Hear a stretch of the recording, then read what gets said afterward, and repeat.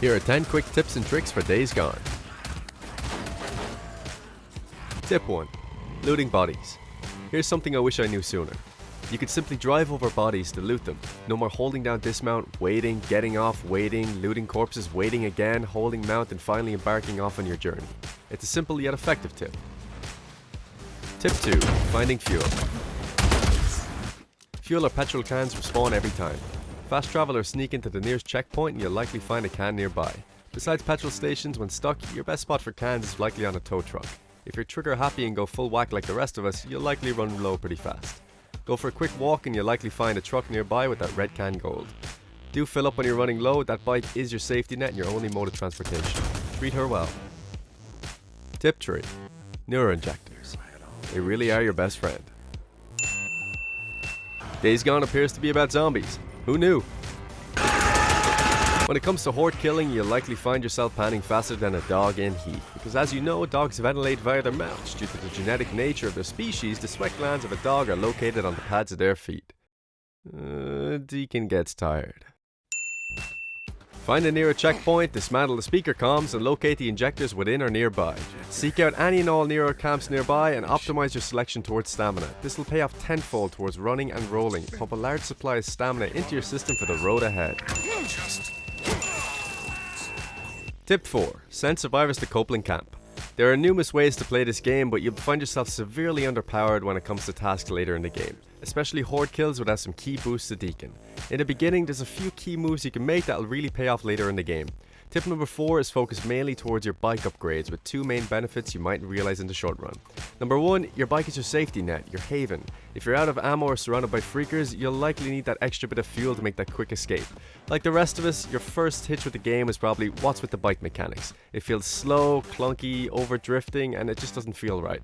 I severely disliked the bike's performance from the get-go, but over a short amount of time, through upgrades it became one of my best pieces of equipment. Think less refueling, less repairing, less drifting, and a lot of speed. Lots and lots of speed. Second, if you're wanting to power up with injectors, you'll likely find some areas hard to reach without bike upgrades, especially the nitrous boost. Copeland is by far the slowest to level up, and being the only bike supplier in the area means he's got the monopoly. Don't worry though, you'll likely cozy up with Tucker in no time. Tip 5. Ladders. Freakers cannot climb ladders. There's not much else I can say on that. They cannot climb ladders. Ladders freakers cannot climb. Go, run, hide. Tip 6. Sneaking tips. When it comes to infiltrating camps or taking on random freakers in the world, the AI is not always the brightest. The reactions to sound and sight are quite good, but not as fast as a shivved spine.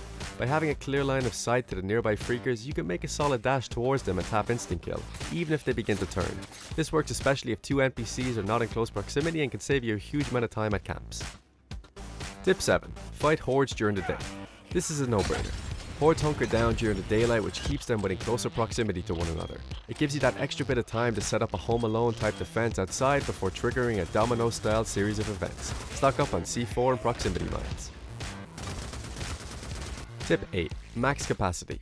Tools are essential, especially Molotovs and attractors. They're vital when it comes to both attack and defense. If you come across supplies labeled max, don't just run the other way. Check what you can craft, and 7 times out of 5 you'll likely find some free slots to craft new pieces of equipment. Craft them, fill up your inventory, and then restock with supplies.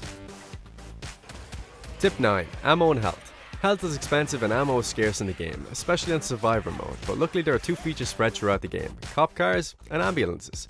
The boot or trunks of these contain ammo and health packs. It's cheaper, easier, and can really help you out in a bad time. If you see them, loot them. Also, as a bonus, there's a beautiful stock of several cars packed into one bridge on the Highway 97, for anyone that doesn't know. Tip 10. Resources. Checkpoints and hideouts have the most resources around. Besides Booster's Tower having a few tidbits floating around, checkpoints by far are definitely stocked better. If you're low and have some time to kill, do a quick fast travel between several locations. Resources respawn every time in these same locations. Do a quick shop restock in less than 10 minutes and find what you need. Any questions? Ask away. And remember, don't like this video, don't leave a comment, and don't you dare subscribe. If you want to gain more insight in Days Gone or any others, don't leave a comment down below on what you'd like to see. Until next time, take care.